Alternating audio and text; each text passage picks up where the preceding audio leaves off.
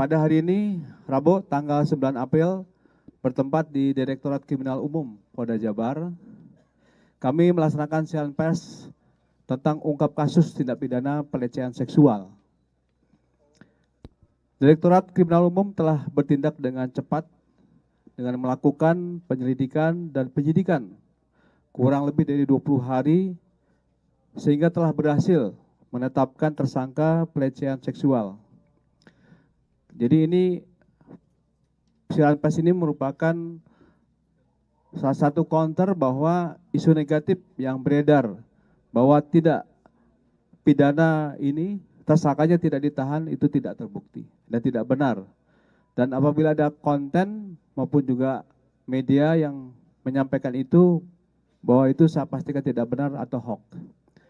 Demikian juga adanya isu bahwa kasus ini tidak diproses hukum, itu juga tidak benar. Dan apabila ada konten di medsos maupun di media apapun, itu saya nyatakan tidak benar dan hoax. Kami sampaikan bahwa perjalanan dari pengungkapan kasus ini adalah dasarnya dari laporan polisi. Nomor LPB 124 3 Romawi 2025 SPKT Polda Jabar pada tanggal 18 Maret 2025.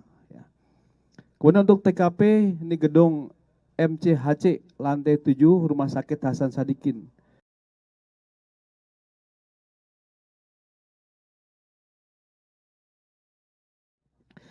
Kami sampaikan bahwa untuk modus operandi dari tersangka PAP adalah dokter pelajar dari salah satu universitas di Kabupaten Sumedang yang sedang mengambil spesialis anestesi di Rumah Sakit Hasan Sadikin.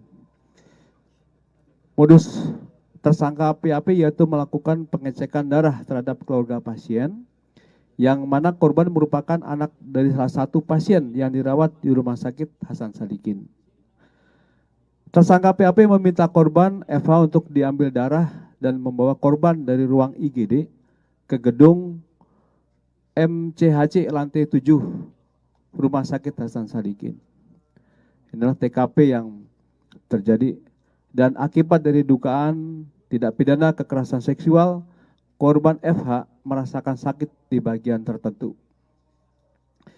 Uraian singkat kejadian pada tanggal 18 Maret tahun 2025 sekitar pukul 01 WIB, tersangka meminta korban untuk diambil darah dan membawa korban dari ruang IGD ke gedung MCHC lantai 7 pada pukul 01 WIB. Jadi jam 1 dini hari ini. Dan meminta korban untuk tidak ditemani oleh adiknya. Dan setelah sampai di ruang nomor 711, tersangka meminta korban untuk mengganti pakaian dengan baju operasi warna hijau dan meminta korban untuk melepas baju dan celananya. Tersangka memasukkan jarum ke bagian tangan kiri dan tangan korban kurang lebih 15 kali. Percobaan kemudian menghubungkan jarum tersebut ke selang infus. Setelah itu tersangka menyuntikkan cairan bening ke selang infus tersebut dan beberapa menit kemudian korban merasakan pusing lalu tidak sadarkan diri. Setelah tersadar, korban diminta untuk berganti pakaian kembali dan diantar sampai lantai 1 di gedung MCHC. Setelah sampai ruang IGD, korban baru sadar bahwa pada saat itu sudah pukul 04.00 WIB. Lalu korban bercerita kepada ibunya bahwa tersangka mengambil darah dengan 15 kali percobaan dan memasukkan cairan bening ke dalam selang infus yang membuat korban tidak sadarkan diri. Kemudian saat korban buang air kecil, korban merasakan perih di bagian tertentu yang terkena air. Kemudian kita tetapkan tersangka saudara PAP atau Priguna Anugrah Pratama. Pekerjaan dokter pelajar yang sedang mengambil spesialis anestesis di Rumah Sakit Hasan Sadikin. Alamatnya Kota Pontianak, ini sesuai dengan KTP, dan Kota Bandung tempat tinggal saatnya ini. Kemudian korban atas nama inisial saudari FH, pekerjaan karyawan swasta. Alamat Kota Bandung. Saksi-saksi, telah dilakukan beberapa acara pemeriksaan terhadap 11 orang saksi terdiri dari Ini ada Eva sendiri sebagai korban, ada ibunya, kemudian ada beberapa perawat, ada kurang lebih 3 perawat, dan adik korban, kemudian dari farmasi, dokter, dan pegawai Rumah Sakit Hasan Sadikin, dan juga apoteker. Dan Ditkrimsus juga akan meminta keterangan ahli untuk mendukung proses penyidikan ini. Kemudian dari hasil penyelidikan dan penyidikan ini, kita telah mengamankan barang bukti yang sudah tergelar di depan kami ini. Ya. Ini terdiri dari 2 buah infus full set, kemudian 2 buah sarung tangan, 7 buah suntikan. Ya. Ini ada lengkap semua di sini.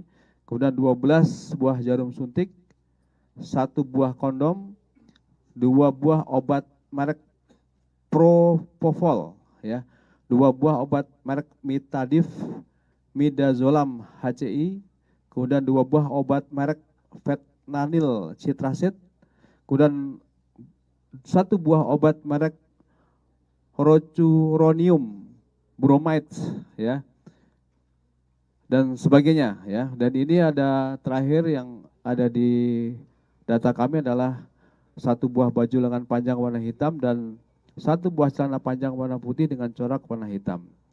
Kemudian untuk undang-undang dan pasal yang kita tetapkan,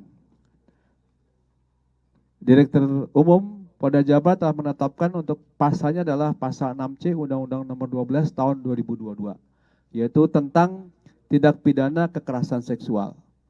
Adapun ancaman hukumannya dipidana dengan pidana penjara paling lama adalah 12 tahun. Demikian dari kami, Kapitumas Polda Jabar menyampaikan hasil daripada rangkaian keberhasilan dari Direktur Umum Polda Jabar telah mengungkapkan kasus ini. Dan selanjutnya kami dari rekan-rekan media, apakah ada yang beberapa bisa ditanyakan kepada kami, nanti akan kami tampung. Ya, silakan. Mungkin ada yang langsung. Ya, silakan.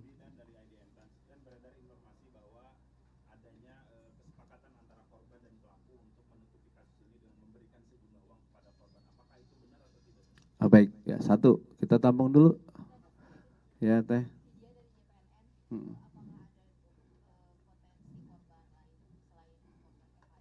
Oke, 2, ya, 1 lagi.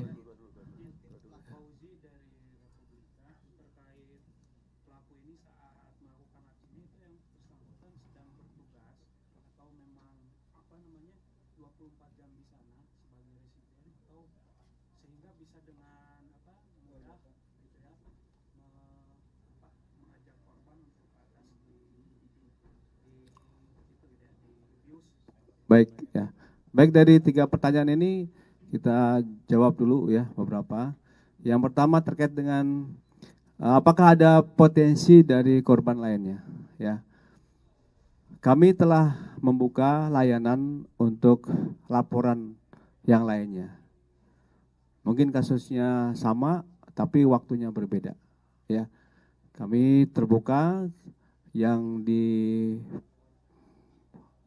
beberapa media sosial yang menyampaikan secara terbuka di situ, ternyata mungkin ada sampaikan, tapi kami berikan kesempatan untuk melapor, ya, melaporkan diri kepada kami, ya. Mungkin karena malu atau mungkin karena sesuatu hal, kita tunggu. Jadi apa yang disampaikan oleh teman-teman media ini ada kemungkinan, ya, tetapi kami akan tetap menunggu dari korban yang berikutnya. Kemudian untuk yang terkait dengan kesepakatan tadi, sejauh ini kami telah bertindak dengan tegas dan cepat.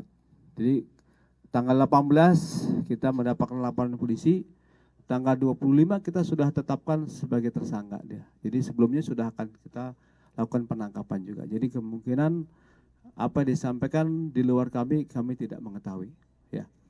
Selanjutnya untuk terkait dengan SOP ya atau keberadaan yang bersangkutan, ini dari Hasan Sadikin, ya, akan memberikan informasi kepada rekan-rekan. Silakan. Terima kasih. Jadi yang bersangkutan saat itu memang sedang jaga malam.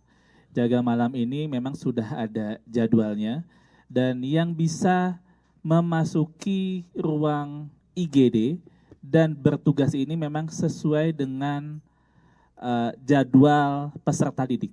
Jadi kami ini merupakan rumah sakit pendidikan dari Unpad dan kebetulan yang bersangkutan merupakan residen anestesi yang sedang bersekolah dititipkan di RSUP Hasan Sadikin. Jadi kebetulan yang bersangkutan sedang bertugas. Baik, saya kira dari 3 pertanyaan ini sudah terjawab. Selanjutnya 2 kesempatan lagi kepada rekan-rekan foto. Ya, silakan. Baik, 1, kemudian dari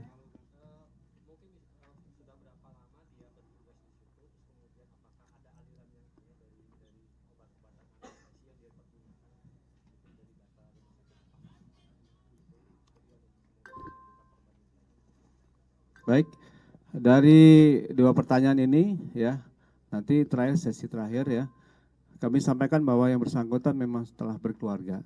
Ya, informasi yang kami dapatkan dan beliau berasal dari kota di luar dari Jawa ini, ya, sesuai dengan KTP tadi, ya. Kemudian yang bersangkutan nanti ini dari rumah sakit akan bisa menjawab. Yang dilaksanakan rumah sakit sudah sesuai dengan SOP dan juga saat itu yang bersangkutan memang sedang bertugas dan memang seluruh yang dilaksanakan di RSUP Hasan Sadikin sudah sesuai dengan standar operasional. Terima kasih. Pengambilan darah itu atas permintaan dari dokter yang utama atau memang inisiatif sendiri gitu? Baik, nanti akan dijawab lebih lanjut. Kami berikan kesempatan kepada Direktorat Umum ya, Polda Jabar untuk menyampaikan tambahan daripada rilis ini. Waktu dan tempat kami persilakan. Baik, dari pertanyaan saja.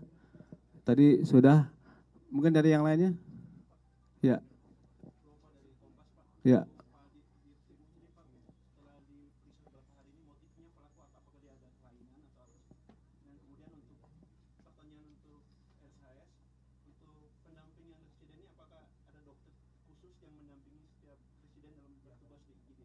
Satu lagi, Kang? Udah, sama. Baik, silakan. Jadi terima kasih rekan-rekan. Dari pemeriksaan beberapa hari ini memang kecenderungan pelaku ini mengalami sedikit kelainan dari segi seksual ya. Jadi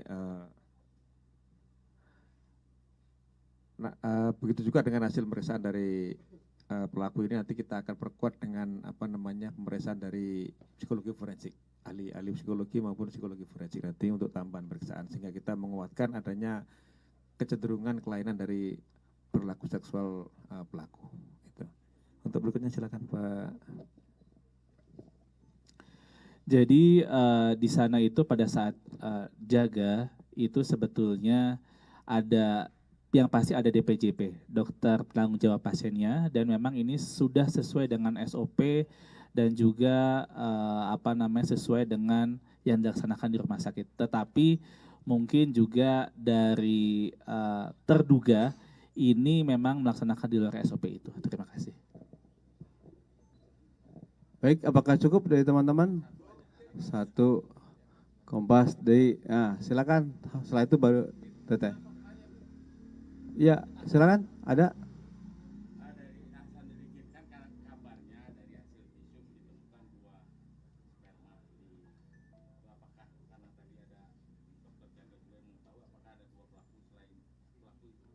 Baik, 1 ya. Silakan.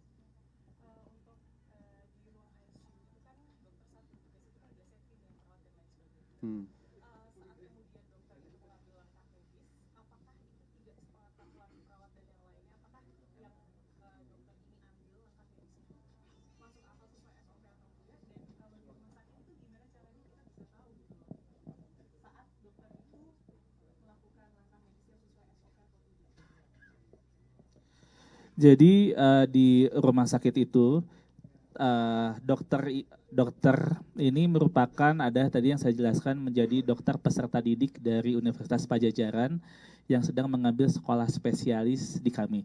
Jadi yang bersangkutan bukan merupakan karyawan dari Rumah Sakit Hasan Sadikin, jadi mahasiswa yang dititipkan di kami dan itu memang pasti sesuai dengan SOP dan juga sesuai dengan arahan dari DPJP-nya. Begitu. Nah, ini memang terduga melaksanakan di luar dari SOP tersebut. Berarti pengambilan darah dengan cara dibius itu Beda, pengambilan darah dengan dibius itu beda. Itu ruangan khusus atau ruangan perawat? Nanti mungkin kita akan lebih lanjut, kita mungkin saat ini pertanyaannya mungkin cukup, nanti mungkin kita tampung dahulu. Baik, saya kira demikian rekan-rekan sekalian. Ya, terima kasih atas kehadirannya dan rekan-rekan telah diberikan asupan informasi yang begitu lengkap. Demikian akhirul kalam. Wabillahi taufiq wal hidayah. Wassalamualaikum warahmatullahi wabarakatuh.